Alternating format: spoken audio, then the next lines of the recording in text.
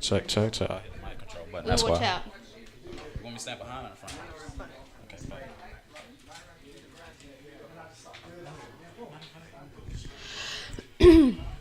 Okay, guys, we're gonna go live in literally 30 seconds. Thank you so much. Come in.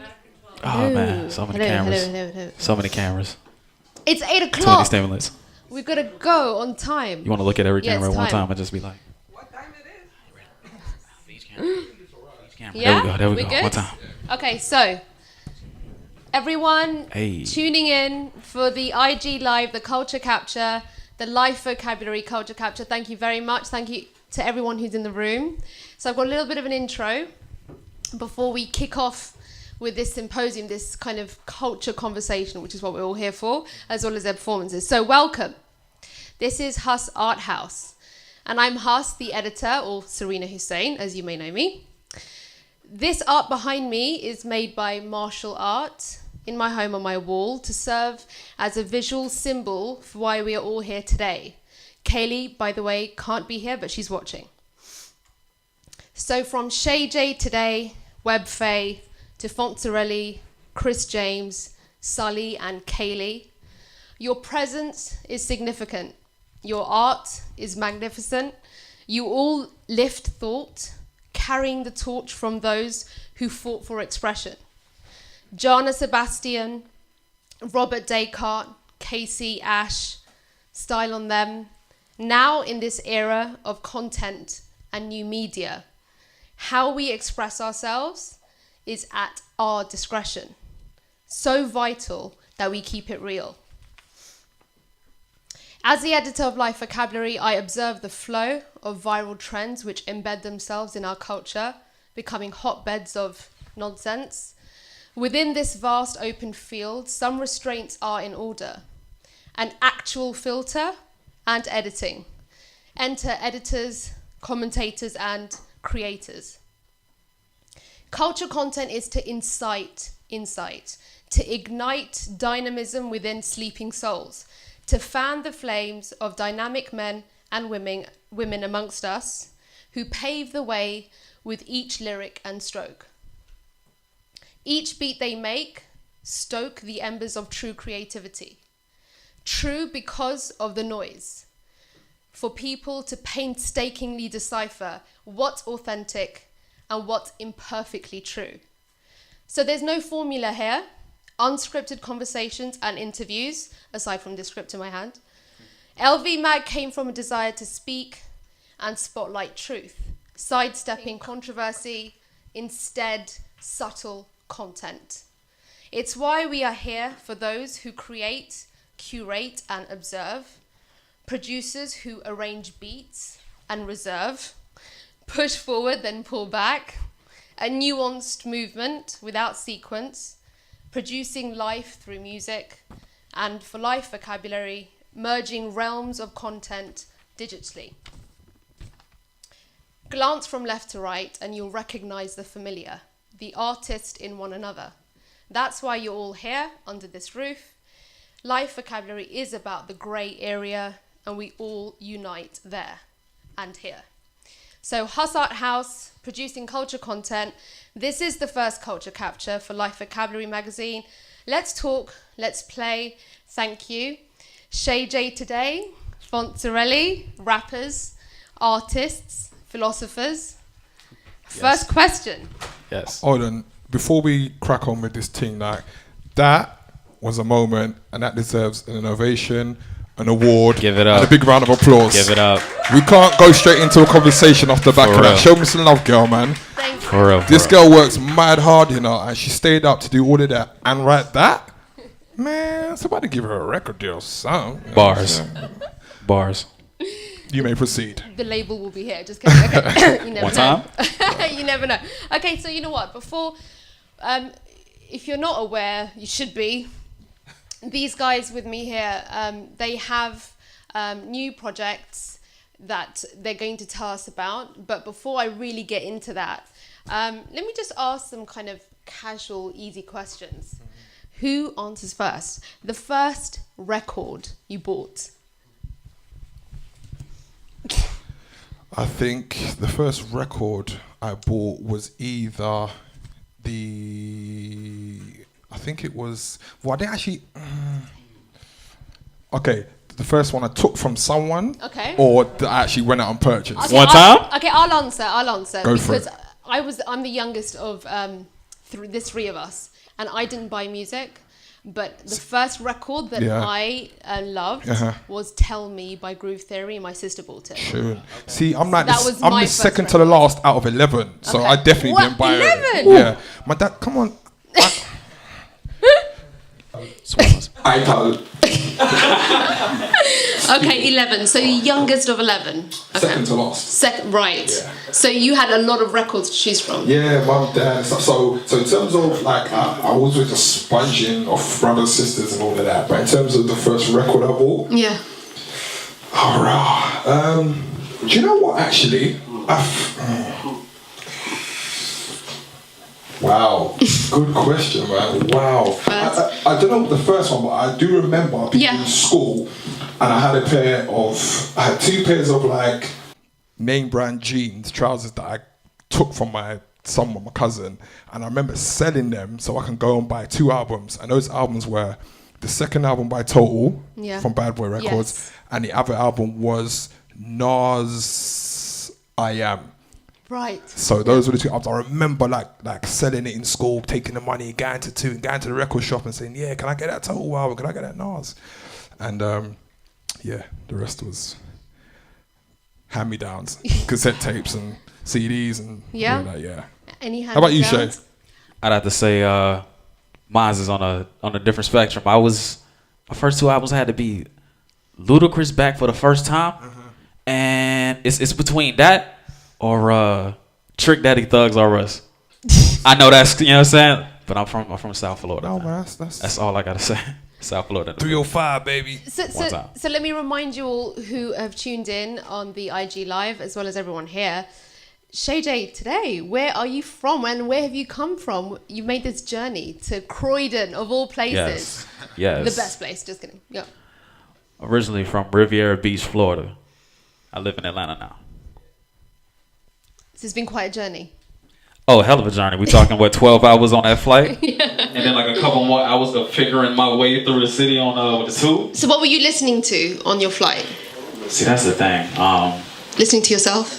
Nah, I was listening to my own music. We've got audience participation there. No, I would say actually my flight I had this, what's the name, headphones without the cords or whatever like that. I Yeah. can't think about it right now, Bluetooth. But during that whole flight, since you have to have everything in airplane mode, I kind of went without listening to music the whole time. So it was more just tuning into movies and such. Do you guys find that as artists, you have to reduce how much you are actually taking in from outside? I think I naturally do that anyways, just for the sheer fact that I'm so meticulous when it comes to because I've got the brain of an artist and a producer. So whereas if I make music, as soon as I finish being a creative artist, I go straight into, okay then, what does that kick sound like? Is that the right frequency? Is it peaking? All that kind of stuff. So I'm so consumed by that, I don't even get a chance to listen to other stuff. And also, I'm not really a big fan. I'm gonna own it and be real. I'm not a super fan of modern stuff anyways. Okay. So, because that's the now, I don't tune into it too tough. Yeah. So I kind of just find myself in this little bubble of a world of mine and just... Well, let's get straight into it then. Okay, so that's why I've got you guys here. No fights. So when it comes to that noise, how are you finding the creative process? Suddenly it went really quiet. This must be a really important question. So how do we create amongst all the noise? How do we create amongst all the noise? I feel like it's a big thing with being detached and at the same time tuning in. I'm really big on kind of knowing when it comes to modern music and things that's going on. I like to look at the reasons people may or may not be into it, but when it comes to creating my own noise, it's just like when you step into that studio, you have to feel like there's no one better. You know what I mean? Like you have to go in with the attitude that you have to just say, kind of like saying fuck the world as a whole. You know what I mean? So it's more of finding your voice first. That's what I really believe in. You find your voice, and then nothing else matters when it comes to the noise. Because if you're keeping it real to yourself, then that's just gonna shine through. So how early did you guys actually find your voices? Did you find it pretty early? Was it something that you had to kind of really take time to mature? See, for me, because like I've only been doing like music proactively since 2015, like I found my voice for another medium, because my bread and butter and what people know me for was hosting and presenting. So being on stages and being in front of people, that was where I found my voice. Even that's how I project it and speak and all that kind of stuff in it, and speaking clearly and all that kind of stuff. So when I then made the transition to music, it was like I kind of knew how I wanted to sound and that kind of thing. And then, even going back to the whole question about how do you cut the noise out, and I'm doing yourself. I think that was quite easy for me because I'm so stuck in my own eras and sound and that kind of stuff. It's kind of like I'm just very, very comfortable just to do me. Do you know what I'm saying to you? And just, so when you do that, so when you're comfortable in your own skin and you, like you say, go into a studio with the attitude of, I'm doing me regardless if you like it or not. Yeah. Do you know what I mean? And then plus you got your own voice, so to speak. It kind of just fits into place. Do you know what I mean? So. And interestingly, with that route that you've had into music, you've been able to put yourself out there with your true personality, which then feeds, well, actually, that's got to be part of the actual artist voice. And I think maybe for artists who start out without even being so public and having that persona in a public kind of spectrum, they'd find it difficult to actually be themselves and really represent who they are. Yeah.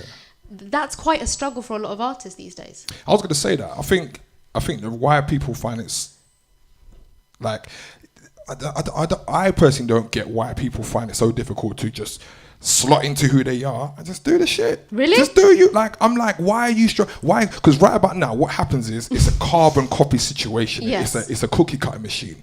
And what's happening is there's a line of people and a man's looking at the next man and saying, okay, that's what he's wearing. That's what he's talking about. That's the kind of beats he's doing. All right, I'm gonna do that. Cool. Then the next man, and exactly that. And like when you get these clones, it's just like you think, what?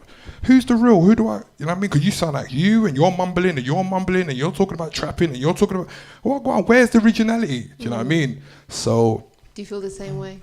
For me, I have to say it's a little bit of the opposite. In my experience, I kind of got into poetry and into actual writing before I actually found myself. Oh. So it's like my journey was a little bit backwards in the case, and it's just like I honed the skills in a sense, but once I honed the skills, I just believe before I take any step out, I wanted to make sure I'm grounded within myself.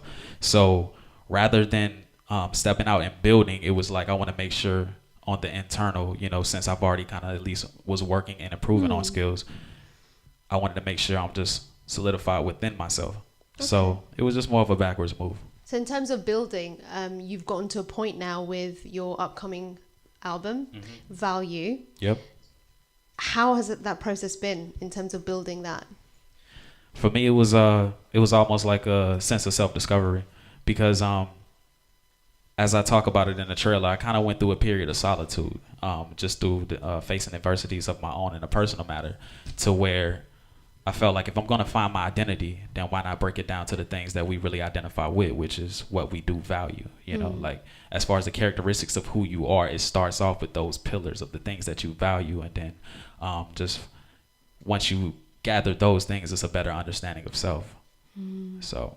Well, this is the thing precisely about identity and really, really appreciating those pillars of yourself. You guys seem to be so clued up when it comes to your identity and your values. But what can you communicate to others who are struggling with that, who are struggling with their identity for whatever reason? I'll just say, and Instagram, if you're listening, I'll say, look, lock yourself in a room with 4 walls, take your clothes off, right? Just strip down your pants, sit there, and just exist and feel yourself and just be like, raw, and then do this. All right, cool. I like the smell of my own skin. I like my own company. What do I like? Now, not what my mate likes. And then when you learn and live with yourself, step out into the wide world, man, and you'll see the difference, man. You'll see the difference. That's what I'm saying to you. learn to love and know yourself. Don't follow a next man or a next woman. You see me I say? Because you'll be in dangerous trouble. Oh. Bars. And that Bars. comes through. I mean, and that completely comes through in your music as well. So your project that you've dropped, tell us about it, and not just dropped in any kind of a regular sense, like a real. Go on, I'll let you talk about it. So basically, going back to the whole, just owning your own thing. You know what I'm saying to you, like. And this is something that stemmed from I think from my sister and my mum. Like they said, anything you do in life, own it and be great. So if you're a road sweep, if you're the man if you're the man in the club, and you say, hey boss man, come on man, they're £1, no pound, no time. You be the best at that. You know what I'm saying to you? So I'm like, all right, cool. I'm doing music now. This is my vibe. This is my sound. I'm gonna do it. I'm gonna own it. Now where sonically my music is very like reminiscent of the 90s, early 2000s. I was like, all right, cool. Those are the two golden eras that I felt like, yeah, that was the last time music was really good, powerful. We enjoyed it. I like to call it MTV based music. So my team was like, all right, cool. Went away, locked myself in my mate's bedroom in South London, came out with some music. And then I was like, okay, what can I do to kind of give people an experience and make it match my vibe and sound? So I decided to just put my music out on cassette tape. Do you know what I mean? So, and I was like, and people were like, okay, cassette tape, right, that's, what all right, cool.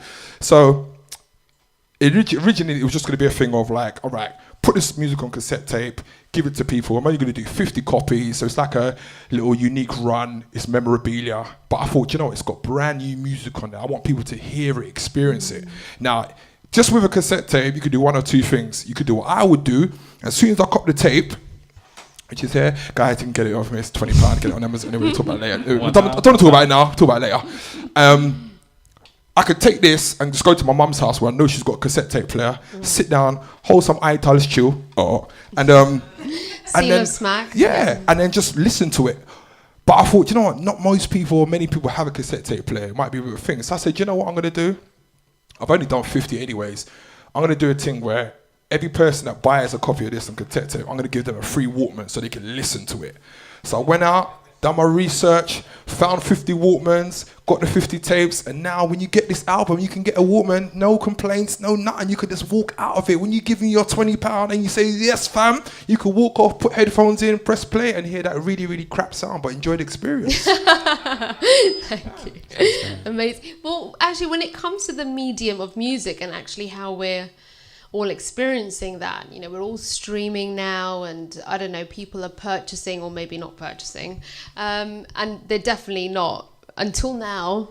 Definitely not buying cassette tapes or Walkmans. Definitely not. But then how does that factor in that whole program that you have to have about packaging your music and getting your music out there? What's your approach?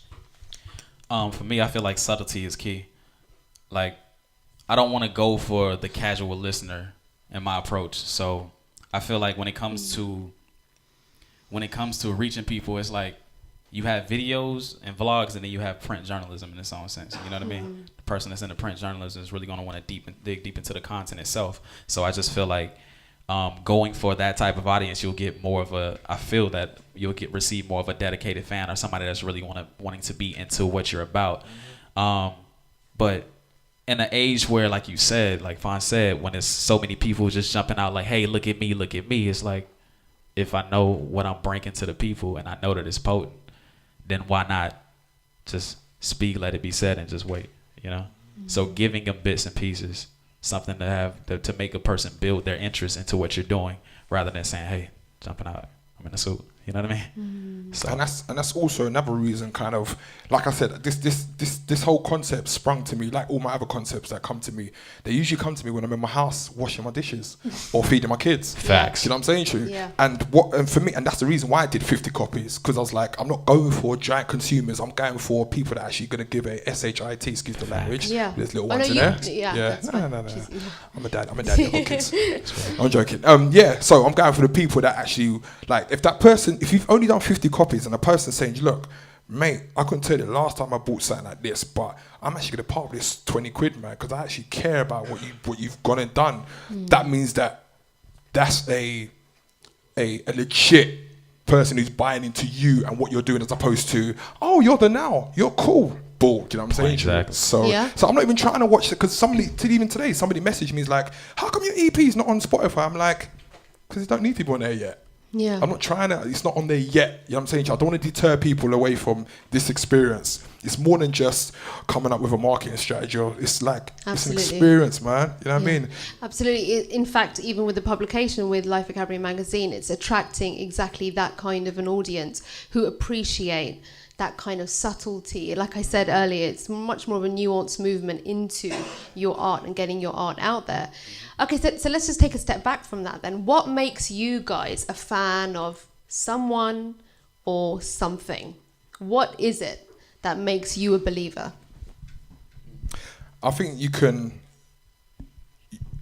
get a lot of people faking the funk, but when you get somebody who, like I say, who comes off with that, they you know, they just exude honesty, and you can't fake that. You can't pay. You can't dress that up. And that's why people like Chance the Rapper, like J. Cole, resonate and connect with me. Because, for example, J. Cole, he went out there, he thought about this big American dream, he went out there, he got it. He got the jewels, he got the whip, and he was like, rah, this don't even feel good. Stripped it down. And ever since then, well, you can see what has happened. So that is because he just kept it true and honest and transparent. And for me, that is the thing that for me, that makes me connect with people. You know what I mean? All the other stuff I can see through that. It's perspex. I can see that. I'm like, you know what I mean? You're reading it. That is manual. That's organic. Yeah. Do you know what I mean? That's your transparency is why you guys are here, by the way. So yeah, I'll speak to that guy. Point blank period. I mean, like, there's nothing else to add to what Fonz already said. Like, I want to know who you are as an artist. You know what I mean? Like, okay, yeah, you got bars. Yeah, it's cool, but where's your heart at? Like, I want to know if I can identify with what's coming out of you. So as soon as I can feel that, then I'm like, all right, cool. It doesn't matter if the sound is different. It's more me about knowing the person and knowing that what they're projecting is exactly who they are. So, if you had to, sorry guys, round of applause for that.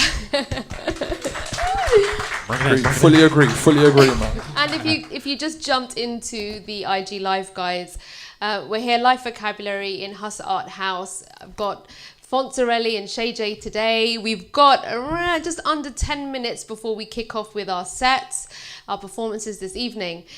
If you had to put a message in a bottle and put it out there for the planet, what would it be? And I'm going for something really tangible here, since you guys are much more into the tangible. So we're talking about paper, going in a glass bottle, not going online. You go first. if I can put anything in that message, Absolutely. for someone to find, what would they come across? It could actually end up in a colony or something. So it's really, it could be as vast as you like. The first thing that screams out to me is, as vague as it may seem, but who are you? A question. I just feel like in a situation like that, when you come across, you know, a message in a bottle, especially if it's on like serendipity or just divine timing, you know, it's a question to bring to yourself. Understanding yourself is going to help you understand everything else. You got to save yourself before you save the world, in a sense. So, Whew. A question. Wow. Okay. Drops mic. Do you want to go? Go ahead, FONTZERELLI. So the question was, if I was to... If you had to leave a message in a bottle for the planet, Yeah? what would it be? What would it be? For anyone to find. Anyone to find? I would say, don't get mad, get successful. Don't get mad, get successful. Everybody in some way, shape or form in life wants to succeed. Succeeding or successful don't necessarily mean going out and getting a specific job and, you know, being the top ranking of that. It could be anything. It could be health. You could be a bum on the street, you know what I'm saying, and people walking past you and not throwing you change. Your version of success is going down the council and getting an accommodation you can live in. That's success. Don't get mad, because no one will owe you anything. Don't get mad, get successful. What do you guys think about, because especially with the magazine and the kind of content that I'm really attracted to capturing, it's definitely about the grey area, and you know, it's almost quite seductive to go to flip the coin completely. where is that middle ground? You know, we do want to be successful. We want to be creatively acknowledged and feel fulfilled. Now, how do we also accept that monetary success can be a part of that, and it's completely fine? It seems as if people have a complex when it comes to kind of monetary success. They feel as if it doesn't go hand in hand with creative fulfillment. I would have to say, at the end of the day, having your business right is the most important thing.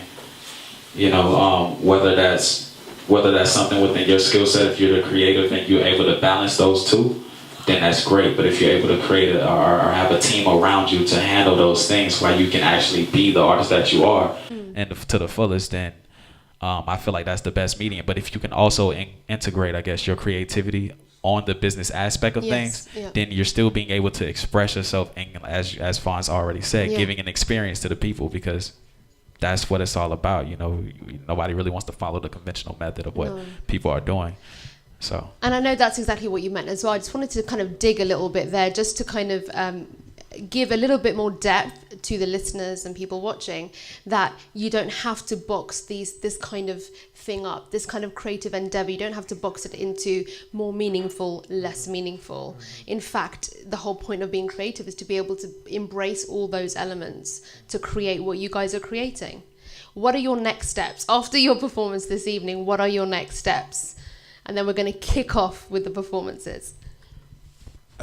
For me personally, like, once I'm like, I've got quite a few cool things lined up, man. Like, I'm just trying to, for me, I like to stay on the road, man, and just gig like crazy until I come home and like looking like I've lost 2 stones. You know what I'm saying? I like that. Like, for me, just give me this, give me these, give me 5 of these or 5,000 of these, don't matter. That's people. Some dope music, man, that with a good sound system, and I'm happy as Larry, man. Just give me that. And obviously pay me, because I've got to buy nappies, obviously. Yes, come on. And I've got to pay for iTunes too. Seal of Smack, shout out. Come on. Boskies, Yeah, and it's, so for me, it's really about gigging and touring, man, and just kind of like bringing the message out and the vibe and experience with my DJ and my squad to the people. You know what I'm saying? We're coming from a certain era, a certain vibe and feel, and we're just gladly owning it and bringing it out there. So we got all these cassette tapes, we got all these Walkmans gifts to the people. You know what I'm saying to you? Like, I just recently did an event where I invited a bunch of people into a venue and premiered all 8 of my music videos. And I did that in a silent disco style. So I had this room full of people, everybody had headphones on, everyone was watching the videos. So I'm looking to take that in marriage with this and just take it on the road, man, and just live and just have good vibes. And thank you very much, Fontzerelli. Thank you. It's actually something that's the reason why I kind of got in touch with you in the first place. I really got that vibe, just how much you appreciated that interaction with your audience. And I'm really looking forward to your performance this evening. It's going to be sick. Seriously, the sound check was already like, okay, we're there. Do we have to do the interview? Shay J Today, what are your next steps? I have to say, for me, definitely the album Value is going to be releasing before the end of this year. Got to leave y'all with the suspense on the date on that. Including that, we're dropping merch at some point soon. Value Vote, that's going to be the website, valuevote.com. And a lot more content. You can definitely look for more videos coming from me. And the goal really is to push this project, because it's not only an album, it's really an idea. It's really an idea. And it always starts with one, right? Yeah? Exactly. Incredible. Thank you everyone for listening and for tuning in. Guys, without delay, you're going to take your spot later. Fontzerelli, first Shay J Today. This is Life Vocabulary Culture Capture. We're going to have a tiny break before we get into it. So stay tuned. Thank you everyone. A round of applause for Fontzerelli and Shay J Today. Thank you. Shay. Yes, Shay. Stick with us. Stick with us. Yes, sir. Greatly appreciate it. Fuck all you hoes. That's how we started off. This album is dedicated to all the teachers that told me I